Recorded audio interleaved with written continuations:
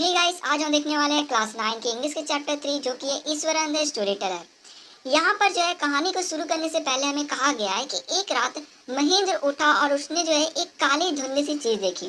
उसको देखते ही महेंद्र के पसीने छूट गए। तो क्या वह काली धुंधली सी चीज एक भूत था?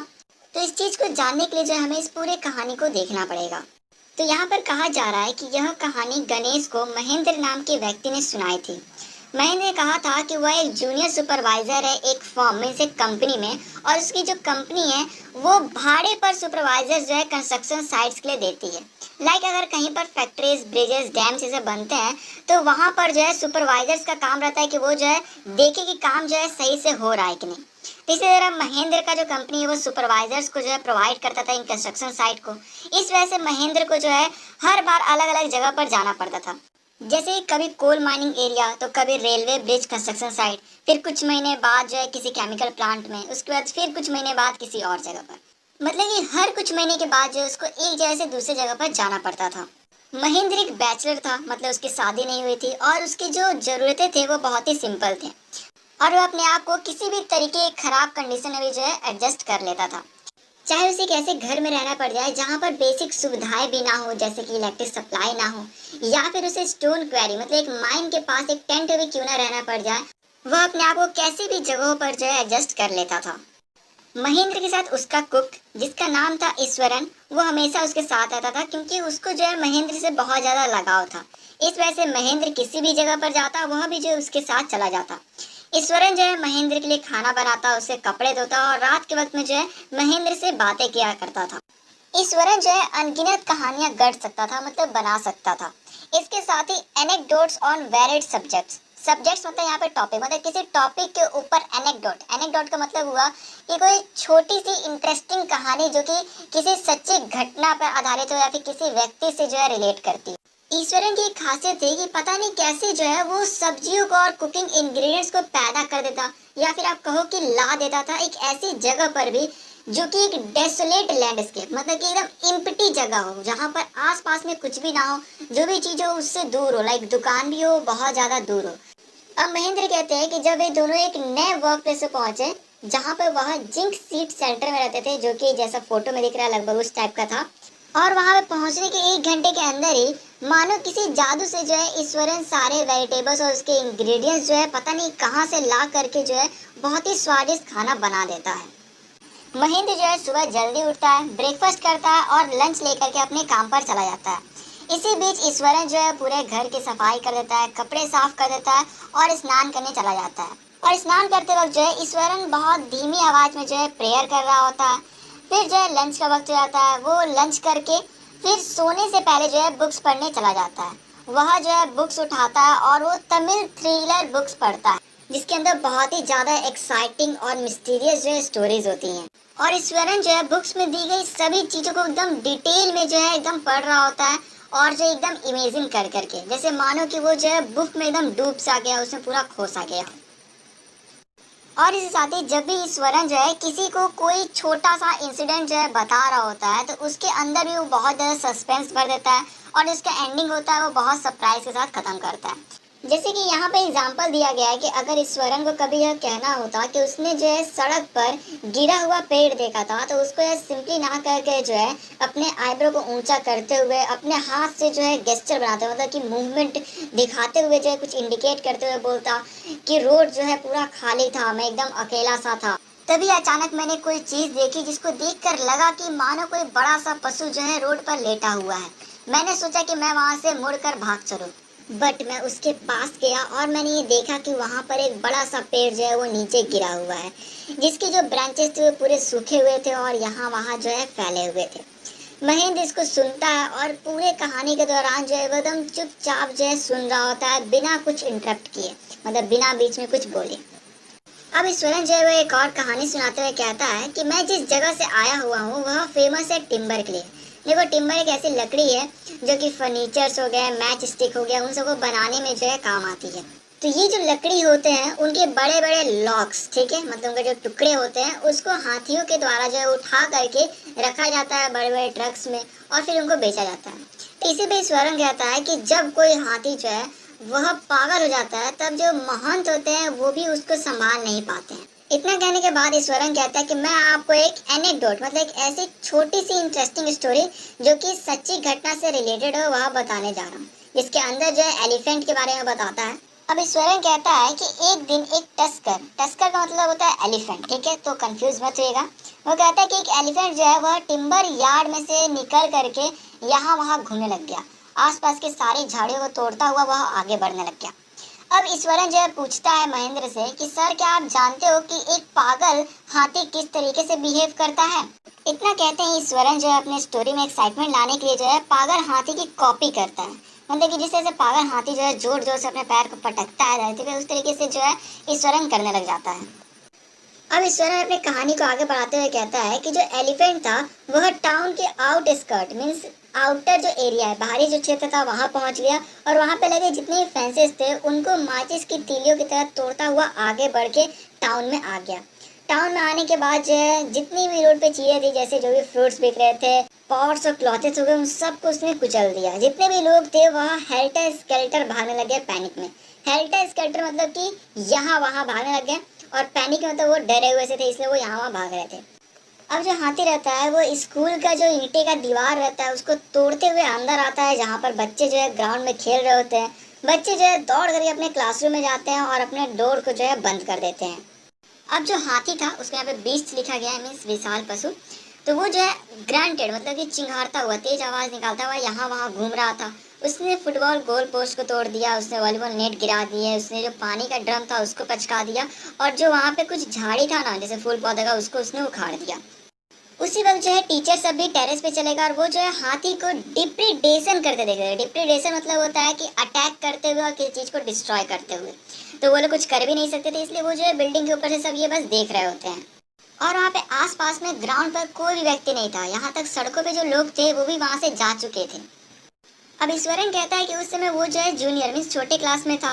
वो सब ये देख रहा था छत पर से और इसलिए वो क्या किया, एक टीचर के हाथ में जो छड़ी थी उसको ले करके नीचे दौड़ा सीढ़ियों से और ग्राउंड में चला गया। जो हाथी था वो चिंगारते हुए मैना सिंगली मतलब कि डराने की भावना से वह जो है एक पेड़ के टहनी को तोड़ लेता है और अपने सूंड में जो है उसको पकड़ लेता है और फिर अपने पैर से जो है धरती पे मारने लग जाता है, जिससे बहुत ज़्यादा धूल मिट्टी जो है उड़ने लग जाती है और इसको देख करके बहुत डर लगता है। मतलब ईश्वरन कहता है कि देखने में बहुत ज़्यादा डरावना था। ईश्वरन ने कहा कि मैं फिर भी आगे बढ़ा अपने हाथ में छड़ी को लिए हुए। आसपास में जो घरों में लोग थे वो अपने छत पर से जो है इस नज़ारे को देख रहे थे और ऐसा देखने में आया था कि मानो इसको देख करके वो हिप्नोटाइज है, मीन्स वो जो है सम्मोहन में आ गए। वो इतना आकर्षित हो गए ये देख करके कि वहाँ पर बच्चा आखिर अकेले क्या कर रहा है उस हाथी के पास। हाथी का जो आँख था एकदम लाल था और ऐसा लगा था उसको देख कर कि मानो वो कभी भी जो है ईश्वरन की तरफ हमला कर सकता है। हाथी जो है अपने सूंड को उठाता है और एकदम तेज जो है चिंगारने की मतलब तेज आवाज जो है निकालता है। उसी वक्त ईश्वरन जो है आगे बढ़ता है अपने हाथ में छड़ी को लिए हुए। वो जो है अपने पूरे ताकत के अंदर के मतलब साहस को जो एक जगह इकट्ठा करता है, हाथी के पास जाता है और उसका जो हाथी का तीसरा नाखून होता है पैर पे उस पर एकदम जोर से मारता है। तभी जो हाथी था वो स्टंड हो जाता है। स्टंड मतलब कि शॉक्ड हो जाना, मतलब उसको समझ नहीं है कि आखिर जस्ट अभी हुआ क्या। फिर थोड़ी देर के अंदर जो है हाथी का पूरा शरीर जो है कांपता है और वो नीचे गिर पड़ता है। इतना कहते ही स्वरन जो है स्टोरी को रोक देता है, मतलब पूरा कंप्लीट नहीं करता है और धीरे से बोलता है कि मैं जा करके गैस जलाता हूँ और रात का जो डिनर है उसको गर्म करके आता हूँ, फिर कंटिन्यू करूँगा। उसी वक्त जो महेंद्र था जो कि एकदम रैप्ट अटेंशन मतलब कि एकदम मगन होकर मतलब एकदम कहानी में खो करके कहानी को सुन रहा था, अब वो जो है ये सोचने लगे कि कब ईश्वरन आएगा और कब जो है कहानी को आगे बढ़ाएगा। लेकिन लौट कर आने के बाद ईश्वरन जो है कहानी को कंटिन्यू नहीं करता, इस वजह से महेंद्र को याद दिलाना पड़ता है कि कहानी जो है वो अधूरी है। तभी ईश्वरन कहता है कि हाँ, उस वक्त जो वेटरिनरी डॉक्टर है मतलब जो पशु चिकित्सक है उनको बुलाया जाता है और वो हाथी जो है उसको देखते हैं, उसका जो है चेकअप करते हैं। 2 दिन तक जो उसकी देखभाल की जाती है, उसके बाद जो है हाथी का मोहन ताता उसको लेकर चला जाता है। अब महेंद्र जो है पूछता है कि ईश्वरन तुम उस विशाल पशु को जो है नीचे कैसे गिरा पाए। तो ईश्वरन कहता है कि देखिए ये जो है जैपनीज आर्ट से जुड़ा हुआ है, जैसे कराटे और जुजुत्सु। इसके अंदर जो है बताया जाता है कि आखिर बॉडी के किस पार्ट में हमला करने से जो है बॉडी का जो नर्वस सिस्टम है वो पैरालाइज हो जाता है। और ईश्वरन कहता है कि मैंने जो है ये उस वक्त कभी पढ़ा था। अब यहाँ पे कहा गया है कि ऐसा एक भी दिन नहीं बीतता था जिस दिन जो है ईश्वरन कोई कहानी ना सुनाए, चाहे वो कोई भी कहानी सुनाए, हॉरर हो, सस्पेंस हो, एडवेंचर हो और चाहे वो सच्ची हो या झूठी हो, लेकिन उसका कहानी जो सुनाने का तरीका था वो इतना अच्छा था कि महेंद्र जो है हर दिन जो है सुना करता था। और इसी वजह से महेंद्र को कभी भी टीवी का जो एब्सेंस है वो फील नहीं होता था, क्योंकि जो ईश्वरन की स्टोरीज थे उसी से वो बहुत ज़्यादा एंटरटेन हो जाता था। अब एक सुबह जब महेंद्र ब्रेकफास्ट कर रहा था तो ईश्वरन उसके पास आता है, पूछता है कि सर क्या आज रात के डिनर में मैं कुछ स्पेशल बना सकता हूँ। फिर ईश्वरन कहता है कि सर आज का दिन बहुत ही ऑस्पिशियस मतलब शुभ दिन है और आज के दिन हमारे परंपरा के हिसाब से जो है बहुत ही अलग अलग तरह के डेलिशियस मतलब पकवान बनाए जाने चाहिए, जिससे हम अपने पूर्वजों की आत्माओं को भी खिला सके। मतलब कि ये जो है इन लोगों की एक परंपरा थी। और उस रात जो है महेंद्र को बहुत ही स्वादिष्ट डिनर मिला और महेंद्र जो है बहुत ही प्रशंसा की ईश्वरन की इस कलिनरी मतलब कि खाना बनाने की स्किल की। ईश्वरन बहुत ही खुश था, लेकिन अचानक जो है उसने भूत प्रेत की कहानी सुनानी शुरू कर दी। उसने कहा सारा को पता है ये जो पूरा एंटायर फैक्ट्री एरिया है ये पहले जो है कब्रिस्तान था। महेंद्र को भी जस्ट इतना अच्छा खाना मिला था खाने को, लेकिन ईश्वरन की इस बात को सुन करके जो है वह सोच में पड़ गया और उसको एक झटका सा लगा।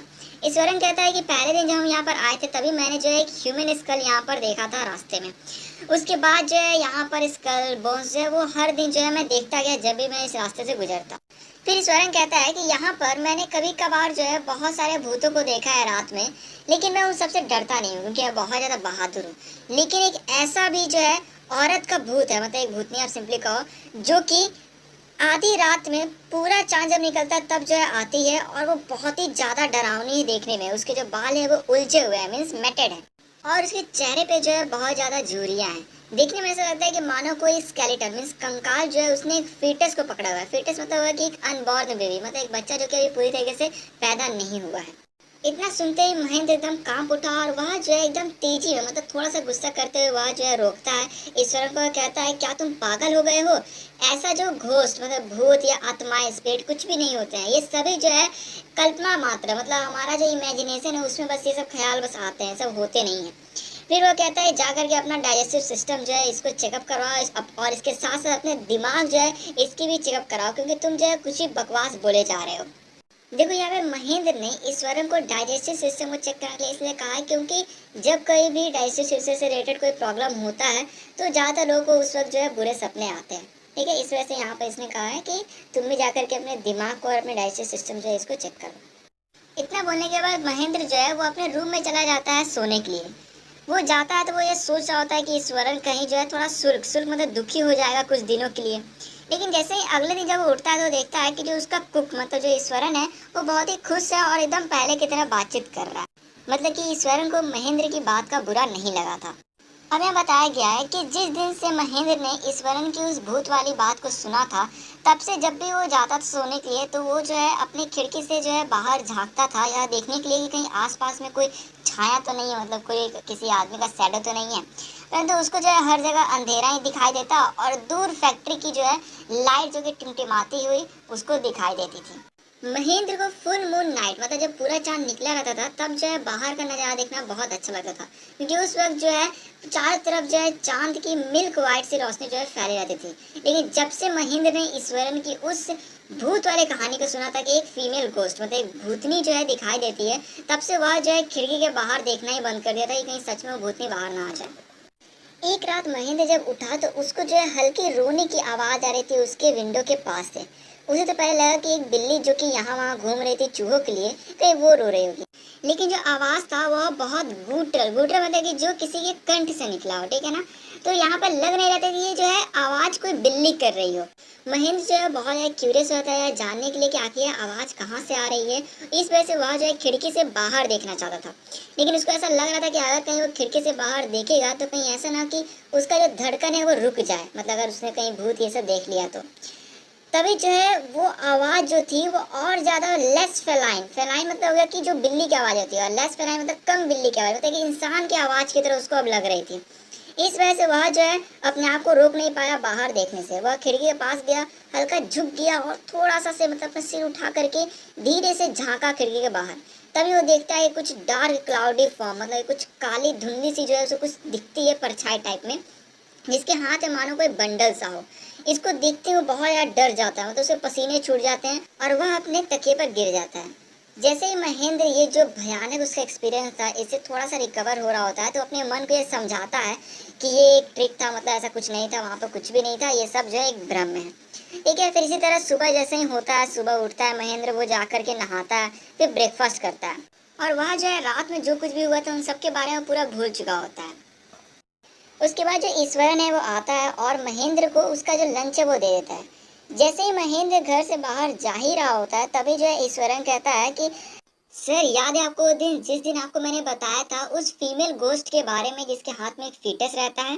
तो आप जो है मुझसे नाराज हो गए थे और आपने कहा था कि ये सब जो है कल्पना मात्र है, मतलब ऐसा कुछ होता नहीं है।